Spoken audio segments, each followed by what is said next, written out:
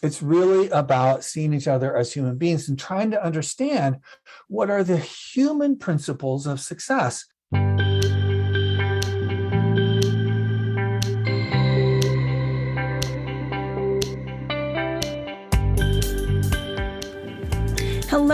Hello, and welcome to In the Rising podcast. My name is Bettina Brown, and I'm the host of In the Rising podcast. And this is the platform I really love to talk about living a life that's in alignment with your hopes, your dreams, your goals, walking away from shame and blame, and walking away from negativity and negative things that are not going to lift you any closer to the possibility of manifesting your best future outcome, according to your dreams, not according to someone else's. And my guest today is David Edwards, and he is a phenomenal individual who has been a CEO for a very long time within the healthcare system and gained some insight from what he observed. So I'm eager for you to hear what he has to say. I'm excited to meet you. You're an author, and anyone who listens to my podcast knows that I love authors. But you have a lot of interesting life. And you mentioned here, you're like, I was, doing things, but I was a little slow learner with it. But share a little bit about your background. And so working in healthcare, I started at a community health center in the Seattle area. And I've worked in elder care. I've worked in cardiology. I worked in Africa. I worked with tribal groups in Alaska. And I've been able to do a lot of what I have found interesting and very gratifying and satisfying things. The last decade or so, I've worked in what we call integrated primary care. And that means you might have on a primary care team always the patient, because the patient is the center. The patient is the focus. And frankly, the patient in our model is the captain. You're the captain of the care team. So there might be a physician, a dentist, a hygienist, a nurse practitioner, a physical therapist. That was my dream, to have a physical therapist on the team. We never quite made it, but we worked really closely with a number of physical therapists. We had therapists, health coaches, what we called a behavioral health consultant. We had classes and courses and all kinds of things to help you as an individual in your journey of health. And while we were in this model that had done some really cool things, we had the best quality measures in our region. And we had eliminated any disparities in outcomes between our largest minority population and our majority population. I was very proud of that. And it wasn't me, obviously, because it was, 170 or so of us that accomplished that, along with our thousands of patients.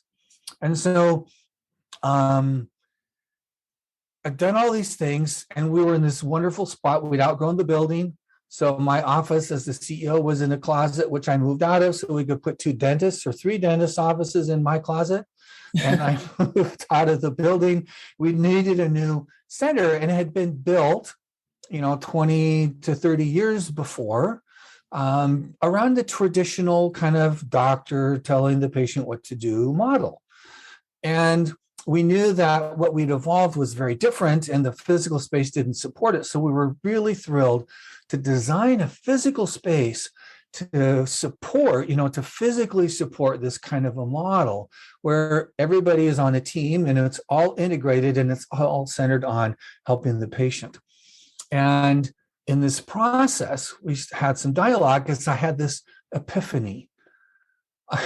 And I realized with all the things we were doing with computers and staffing and training and the physical layout and cool things like something called biophilic design, which incorporates nature into the physical space, and all these cool things, that unless we help our patients to rise to a higher level of performance, if you will, as the captain of the care team, as the captain of their health journey outside of the time that they're in the clinic for, whatever purposes, then if we didn't do that, we would greatly limit our effectiveness. And we didn't want to spend $16 million and not be dramatically more effective. Mm-hmm. And so I started asking this wonderful multidisciplinary team and others, people, anybody who would listen to me or talk to me, and ask them, well, what is it? What is this all about? What are the keys to success? What are the skills, if you will?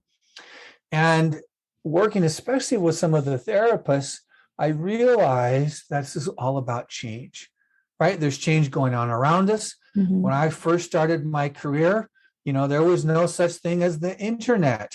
That's how long I've been around, let alone Zoom conference calls, from different parts of the world. And, everything's interactive and in your face. And so, things change around us. We got to keep up with that change.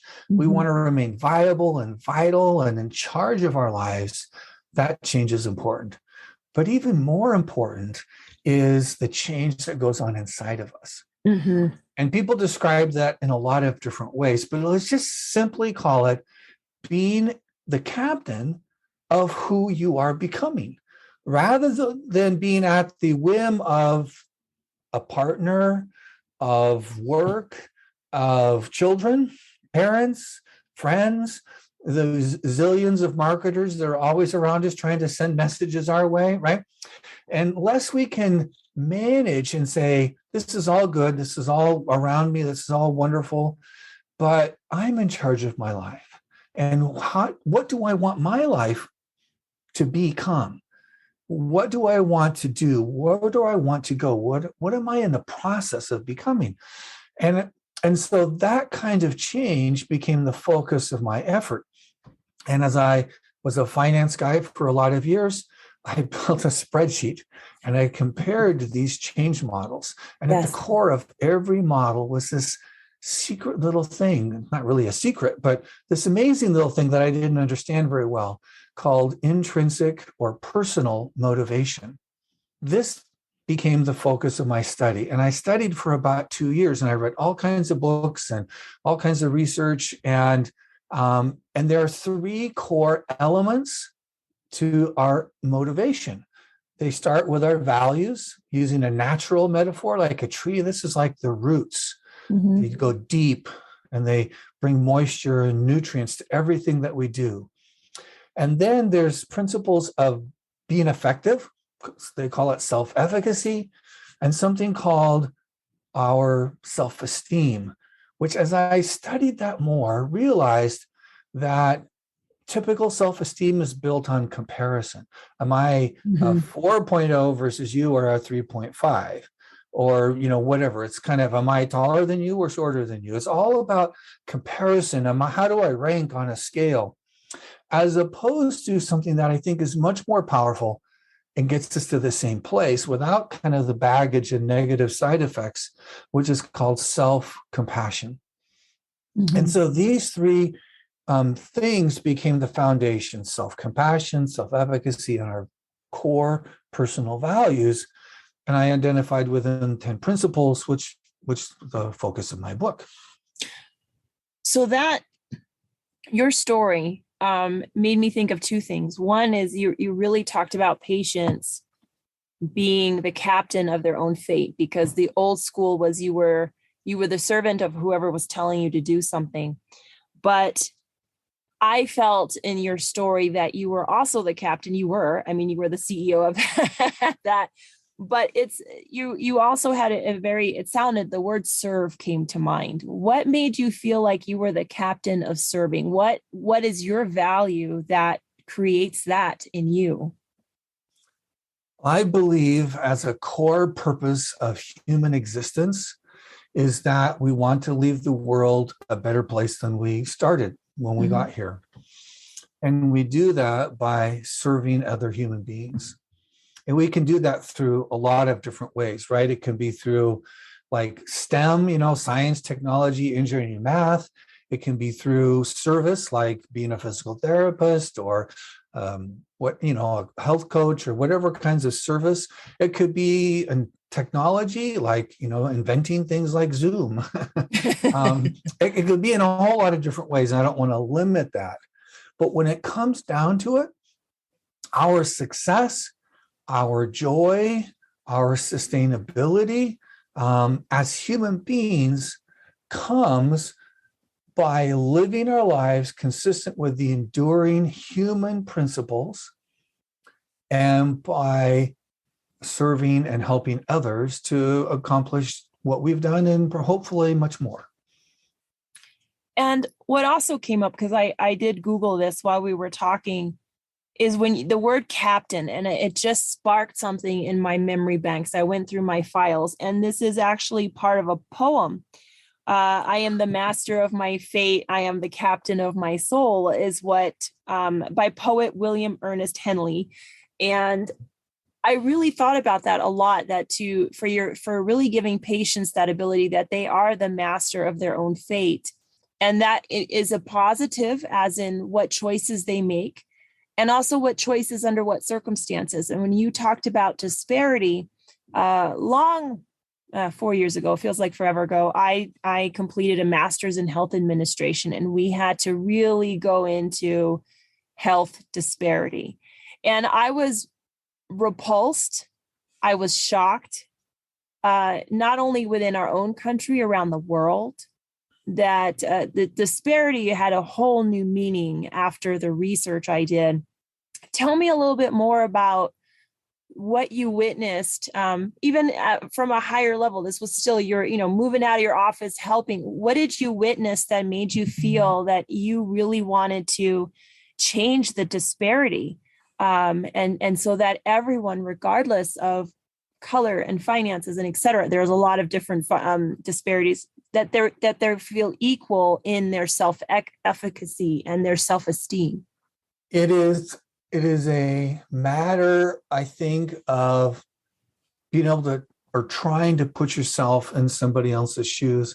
And frankly, it's helped to grow a little bit older because you just seen more things. Mm-hmm.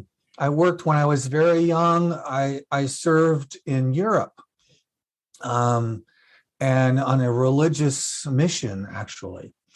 And then I've served various populations in the United States, Native Americans, migrant seasonal farm workers, homeless people suffering from behavioral health challenges, etc. And then I worked in Africa, and in the challenges, which is kind of interesting. I'm easily interested, I think, but I found it interesting that the challenges we have are very similar. If we're in Europe or Africa or in the United States or anywhere else, my sense is our human experience is very similar. Mm-hmm. And you talk about, what we see is this inequity, and the people that have advantages desperately want to hold on to those advantages. Mm-hmm. And the people that don't have those advantages would like them. But the ones who have don't know how to set boundaries and say, like, what's enough? Mm-hmm. And those who don't have don't really understand, oftentimes anyways, the principles by which they can accomplish or become the things, that they really want. And so you kind of rise above judging people in this process. Mm-hmm. And it's not like, oh, you're poor, or, you have this problem, or you're suffering from this disease or that, or, why did you do that? Right? Anymore, we ask questions like, what's happened? What's going on? And so we pass off on judgment, and we realize that judging doesn't really help me, and it doesn't help the person that I'm trying to help. And we try to understand one another as human beings and at a human level. And I think when we start to do that, what we start to do is getting away from the superficial, the kind of human labels that we do to one another. And we start to look each other as human beings that, if it weren't for where I was born and what circumstances or what color my skin is or what educational opportunities were available to me, et cetera, et cetera, et cetera. As you said, there's so many ways, so much disparity in so many different ways. I could be in anybody else's shoes. Yes. And vice versa. And so, I don't want to say this. It's really about seeing each other as human beings and trying to understand what are the human principles of success. I like to think of these as natural things. They're enduring things. They applied to us 3,000 years ago when Socrates and Plato were, pontificating about human beings, and they're as applicable today, and they'll be applicable 3,000 years from now. Just like gravity and thrust are necessary if you want to get a plane, right? You want to get a plane off the ground, you've got to understand how these natural laws work. And there are natural laws that apply to human beings that apply across all domains of life, personally, physically, mentally, spiritually, socially, at work, at home, at play, everywhere. These are natural laws, just like gravity and acceleration and thrust and all the natural laws we think of in nature. Yes. So thank you for describing it too with the analogy, because it helps ground the concept a little bit more.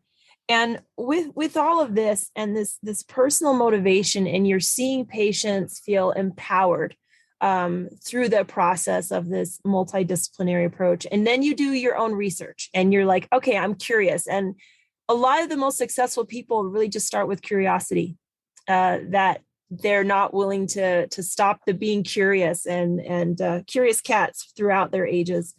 When you were reading all these books, how did you let that information just simmer in your body? Like what did you take out of that process for yourself and your own self-efficacy? Well, one of the things that really surprised me is, and I've always, for example, felt that values are important. I've tried to live a life consistent with values, but I'd never taken the time or the effort, as the research told us, 80% of us have not, to make my own personal core values explicit, just as one example.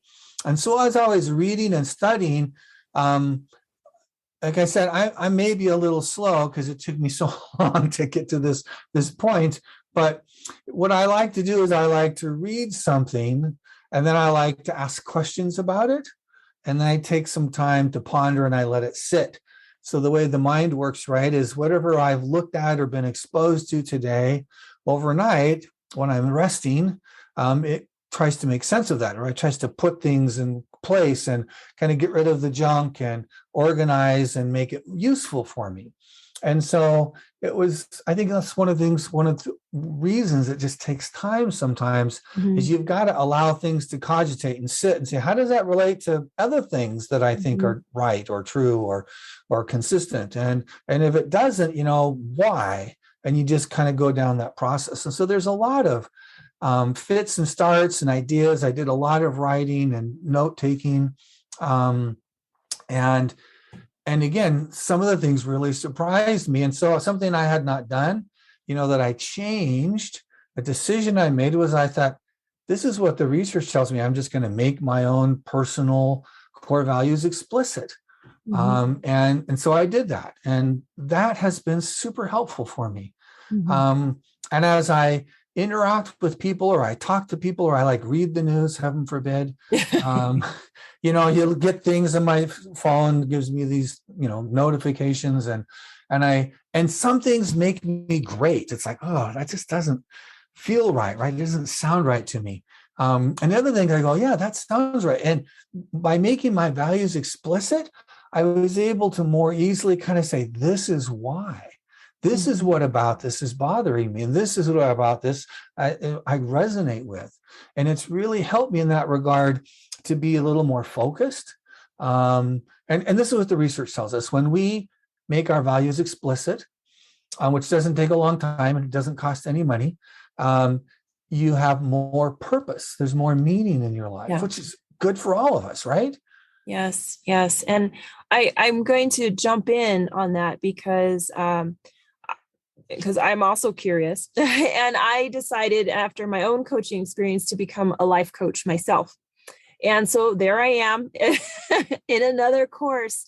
And one of the things that we had to do was with this entire page of, I don't know, 40, 50 values is put it down. What are your top 10? And then what are your top 5? And what I realized in that own process is that the values that I was working on in my brain were not the values completely that were consistent with my heart. So I was really operating on the values from a 20-year-old Bettina, or, where I wanted all this ambition and this, and that's not where I was now. It was more on impact and my family. And my personal experience with another person I spoke with on a podcast, they said the words, and I'm like, those are the words that I knew for me, based on my own faith, that this is part of my assignment. And it gave me, like you said, this is my purpose, that if things were difficult within my assignment, I was at peace with it and I would figure it out, because that was a value for me to be a follower of my assignment, even if I didn't always like it. So it gave me a different perspective. And so I totally hear you on that, to just stop and with a paper or your computer and really look at and write it down. What are your values? What makes you wake up? And a lot of times we'll be surprised. It's not a brand new truck. It's really not a bigger house. It's not a lot of those things that we want. They're nice. I like it. I would like it. A lot of those things, but that's not what gives me that sense of worth. It's cool. That. Yeah. That's so important. That's a beautiful story. Thank you. Okay. Can I ask you this, just since we're kind of interacting here, when you did that, so in my book, in the very first chapter, which is on values, because it's like the roots, like I said, and it feeds everything else. It provides a foundation for everything else. It helps guide, provide focus for all these other things, these other principles. But so in my book, I recommend that once you've boiled it down to your top 5 core personal values, that you make them explicit. And for me, that involves 3 things. And I'm curious if you did this as well. So the first is that when I say something like transparency, for example, one of my core values, I define it. That's the first step. The second step is that I describe what my behavior is like if I'm living that value. And the third step, and the final one, is that I write, why is my life better by behaving in that way? And so that, to me, is a process of making that value explicit. It takes it from something that's vague and not as powerful to something specific and thus very powerful. Does that make sense?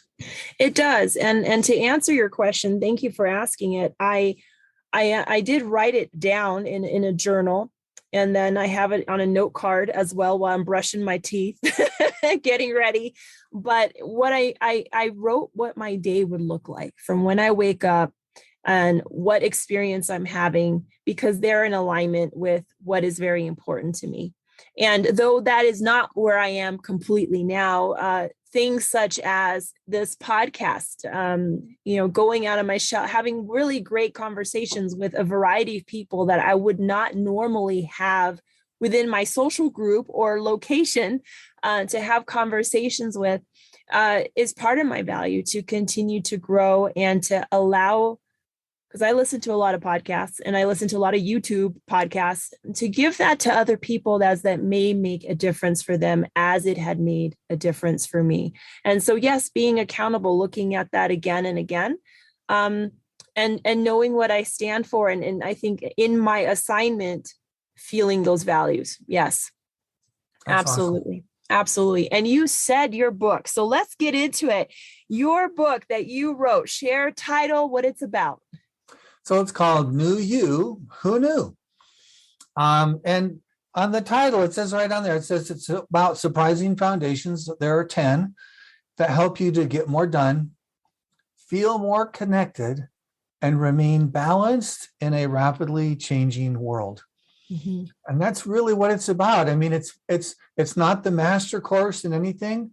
I wrote the book for people who are on the front lines of work and life, who are maybe trying to figure some of these things out. They see some of this unfairness in life.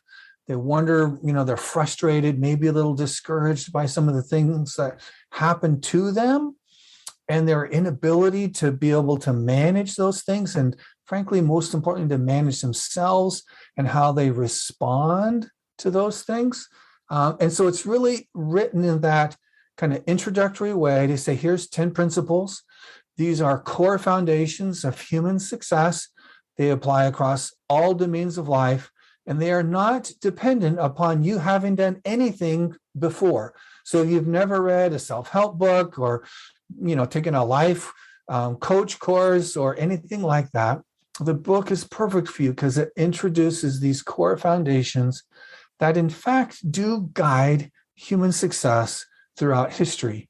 Mm-hmm. And help people have human success in the way that they define success, because that can vary from person to person. It's exactly right. It's super important. Just like your values are your own, not your parents or your friends or some marketing person or the bosses, right? They are yours. Your version, your definition of success is your own. It needs to be your own. Mm-hmm. Absolutely. And so how can people, they're listening, they're like, I like this guy. How can they get your book or follow your website? Share that so that people can hear. Sure. So my website is just my name. So www.davidredwards.com. And you can find my book there. I do a blog. I try to get one out every couple of weeks. And, I write a little bit more about some of these ideas. So, for example, on your values, some people have a hard time just like jumping in and taking, like in my book, I have a list of 117 common values as a starting place. Some people have a really hard time just going, I can't even think about that, right?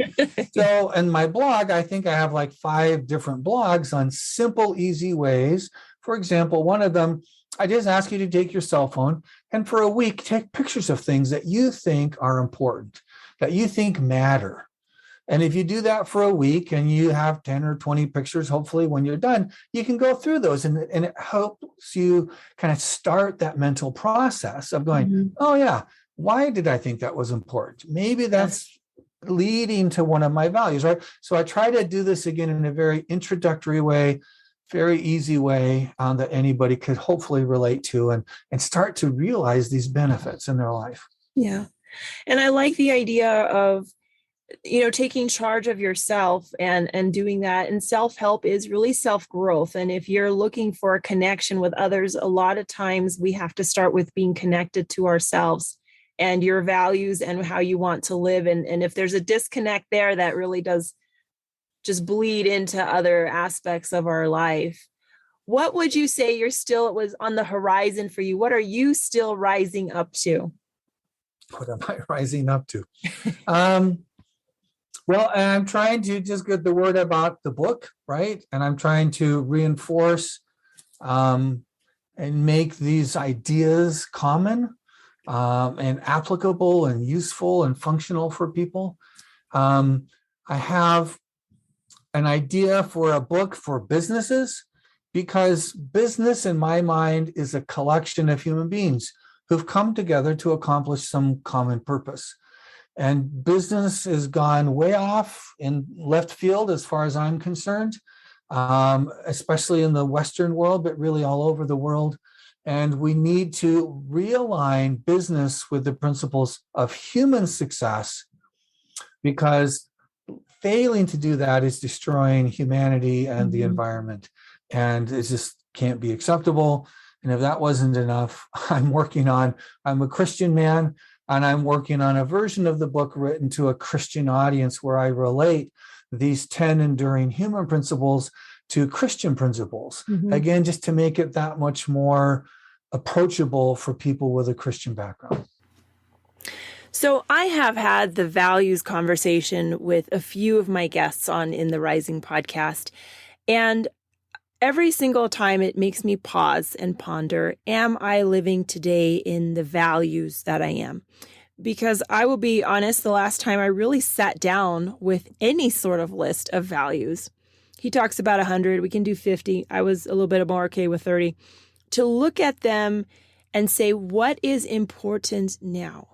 Because what you're important before your family may not be important after. And what is important when they've grown and left the nest, or you've moved to a different position, or you're in a different state, or you're in a different health state.